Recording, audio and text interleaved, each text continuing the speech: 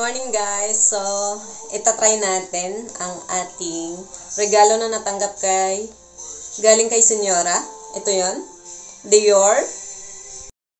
So guys, sa ating itry ang ating regalo. So, ito siya. So, buksan natin kung gaano siya kabango. Actually, ito talaga yung aking tinitingnan dyan sa my billboards sa labas. At ang ganda ng box niya. Pero alam kong napakamahal niya. Pero grabe ang Panginoon. At ito na nga, guys. O diba, may paribon pa siya. So,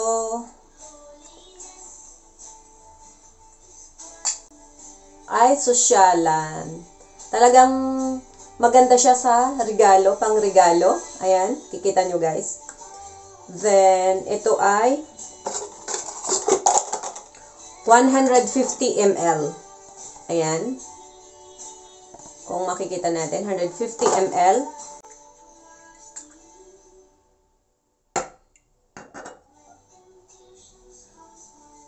Kapag una, parang wala lang siya. Pero habang tumatagal, ang bango niya. So, Miss Dior Blooming Bouquet. So, tipidin natin kasi hindi pa natin alam kung kailan tayo ulit makakabili. So, that's it guys. Aking regalo na nakuha kay Senyora sa aking babae na amo ng birthday ko. Yan, so talagang grabe ang Panginoon kung paano niya ako i-surprise.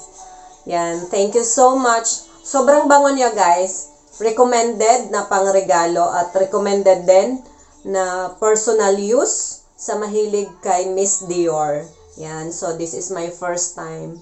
Alam niyo naman guys na I cannot afford this perfume kasi super mahal. Nung chinek ko siya, 127 euro sa Droni. I think it's like 8,000 pesos. So, ayan. Ang galing ng Panginoon. So, thank you so much. Adios. God bless.